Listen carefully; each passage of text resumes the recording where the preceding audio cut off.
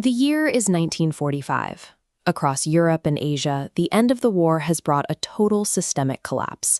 The physical requirements for a functioning society have been leveled. Factories, railroads, and commercial ports are now miles of flattened rubble. Across the Atlantic, the United States presents a different picture. The architecture remains intact, and civilian life continues without interruption. By simple geography, America was spared. While artillery and airstrikes ravaged the Old World, no major American city or industrial center endured a bombing raid. While millions overseas focused on finding food and basic shelter, this geographic isolation allowed the United States to prepare its economy for global dominance.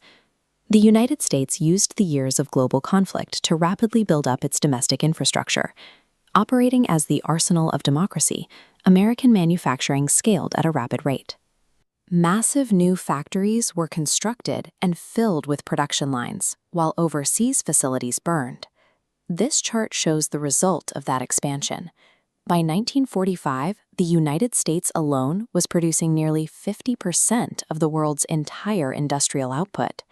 No single nation in recorded history had ever held such a large proportion of global manufacturing capability at one time. The physical destruction of foreign infrastructure shifted the center of global economic gravity, leaving America with a monopoly on heavy industry. This massive engine faced an immediate threat the moment the peace treaties were signed. The world's greatest manufacturing sector lost its only customer. Assembly lines were still churning out heavy tanks, aircraft, and artillery that the military no longer needed. With government war contracts canceled almost overnight, these factories faced an immediate revenue void. Shutting them down meant mass layoffs for millions of workers, threatening a return to the economic stagnation of the 1930s. To prevent domestic collapse, American industry had to execute a massive, immediate logistical pivot.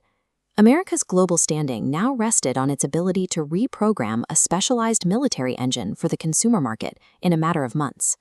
Heavy industrial machinery was ripped out and re-engineered. Assembly lines shifted gears, moving from wartime mechanics directly into civilian production. Factories that had spent years building tank treads and warship hulls were retooled to assemble thousands of domestic automobiles.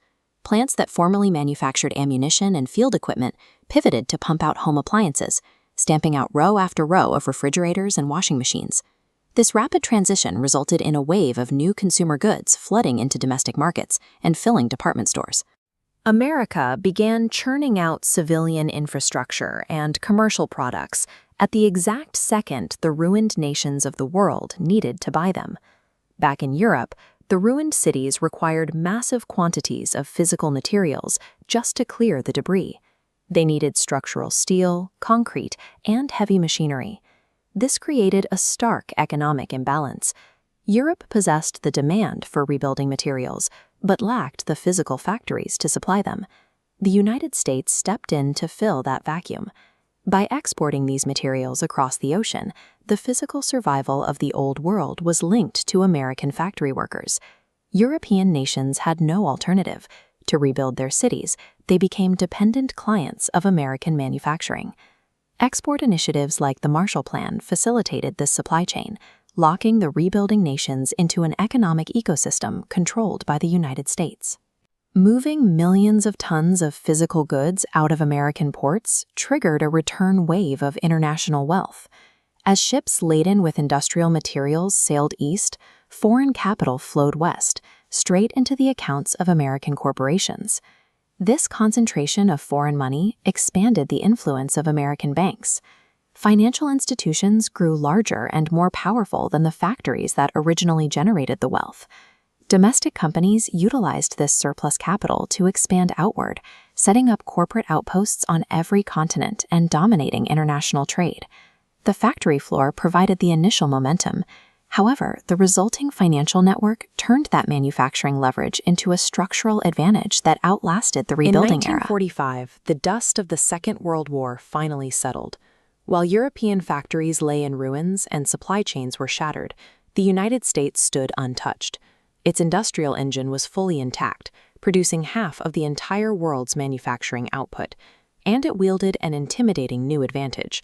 For a crucial window of time, America held an absolute global monopoly on nuclear weapons. But strategists in Washington quickly realized a glaring flaw in their new arsenal. Atomic bombs could level cities, but they could not clear rubble, rebuild shattered infrastructure, reopen assembly lines, or feed millions of starving civilians across a broken continent. This extreme physical and economic desperation created a massive geopolitical vacuum. American leaders recognized that impoverished, ruined nations were highly susceptible to Soviet ideological expansion. Hunger and joblessness provided the exact conditions communism needed to thrive. To stop the spread of Soviet influence across Europe, lethal force would be useless. The United States had to engineer an entirely different kind of power. The foundation for this new strategy was poured before the fighting even stopped. In 1944, representatives from dozens of nations met in Bretton Woods, New Hampshire, to rewrite the rules of international finance. The most important decision they made was mechanical. The international monetary system was anchored by a single rule. The value of the United States dollar was linked directly and exclusively to gold. Because the dollar held that exclusive gold backing, every other participating nation was essentially forced to tie their own money to American currency to maintain economic stability. Practically overnight, countries worldwide found themselves needing to hold massive reserves of American cash just to conduct basic international trade and buy vital raw materials. By forcing the globe to rely on its currency, the United States transformed itself into the central bank of the entire world, securing a level of macroeconomic control no empire had ever possessed. With this immense financial leverage secured, America turned its attention back to the crisis across the Atlantic. In 1948, it deployed that anchored wealth on a colossal ground-level scale. They called it the Marshall Plan. The ambition was massive, injecting billions of dollars in direct aid, raw materials, and physical supplies straight into the crippled economies of Western Europe. The physical transformation was rapid. With American capital flowing in, silent factories hummed back to life. Railroads and bridges were repaired, and thousands of industrial jobs returned to populations that had been destitute months prior. This massive wave of aid functioned as a calculated geopolitical strike. By underwriting European survival, the U.S. moved to secure the continent's political future. By artificially subsidizing economic recovery and restoring living standards, the United States reinforced public confidence in democratic governments. They ensured that working populations felt secure under capitalist frameworks. When industries thrive and people can feed their families, radical political shifts lose their appeal. By systematically eradicating poverty across Western Europe, the U.S. starved Soviet ideology of the very desperation it needed to expand. This investment yielded a visible return across the European landscape. Within a few years, formerly devastated nations evolved into thriving, modernized economies with high-traffic city centers and stable capitalist frameworks. This shared recovery created deeply entrenched political ties. Western European nations became incredibly loyal partners to the country that had underwritten their survival. And as the Cold War escalated and the Soviet Union expanded its own nuclear and military capabilities, this interconnected network of wealthy, stable nations formed a massive geographic and ideological barrier. Through the Marshall Plan, America essentially purchased a sprawling, highly motivated defensive perimeter. It was a shield forged from economics that military force alone could never have secured. In the first years following the use of nuclear weapons, it appeared that global hierarchy would be dictated strictly by who held the most destructive power. However, early Cold War strategists operated on a specific premise: military might is brittle if it isn't backed by a dominant, expanding economic foundation. The United States built its hegemony on both pillars.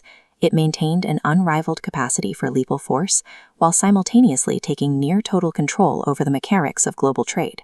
By making the dollar the mandatory currency for international business, and then weaponizing that capital to rebuild its allies, the United States engineered a system where the global future inherently revolved around American interests. In the months following the Second World War, the global map was essentially wiped clean.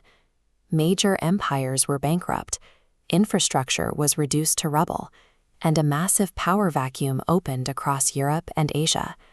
During the conflict, The United States and the Soviet Union had fought side by side, but the moment the Axis powers surrendered, that temporary alliance evaporated. The world divided into two camps, the United States and its allies, and the Soviet Union and its satellite states. Both sides rapidly stockpiled nuclear weapons and troops along shared borders, yet for 50 years, they never fired a single shot. If the two largest militaries in human history spent half a century staring each other down without ever actually fighting, what exactly decided the winner? To find the answer, we have to look past the tanks and the missiles. We have to look at the different ways each of these nations built their underlying engines of power. For decades, the United States and the Soviet Union treated every human achievement as a proxy battle.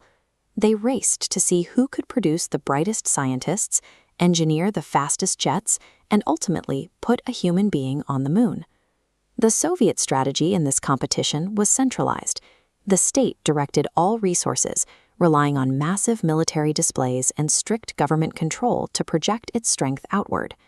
The American response focused on physical expansion. The United States pushed outward, establishing a permanent presence across Europe, Asia, and the Middle East. They built military bases on multiple continents and locked in strategic alliances, cementing NATO and other global partnerships. These formal alliances and military outposts provided a security perimeter for a quieter, long-term economic strategy. While European and Asian powers spent the 1950s rebuilding their bomb-damp cities, the United States focused on constructing a global economic engine. Domestic manufacturing exploded. American factories produced the majority of the world's consumer goods, vehicles, and industrial equipment.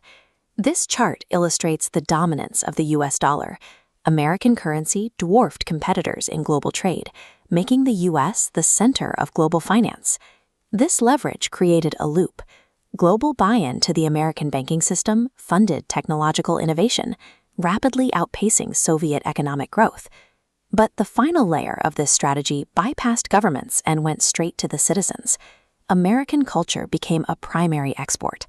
Hollywood movies, popular music, and consumer products reached almost every corner of the globe, shaping the daily lives of people thousands of miles away from Washington. The United States engineered a new, interconnected international system designed to keep America at the permanent center. The Soviet Union tried to match this output for decades, but a rigid, state-controlled economy could not keep pace with a dynamic global network. Eventually, the Soviet system ran out of resources and momentum. By the late 1980s, the Soviet bloc began to fracture, leading to the dismantling of the Berlin Wall and the definitive end of the Cold War. When the dust settled, the global balance of power had shifted. One nation stood alone with the largest economy, the strongest military, and a currency that dominated global finance. It is easy to attribute that victory to weapons or troop counts. This victory was built through deep economic ties, constant technological innovation, and the design of the global institutions we still use today. The United States outlasted its rival because it mastered those tools. From the banking systems we rely on to the media we consume, the architecture of the modern world was drafted during those critical years after 1945.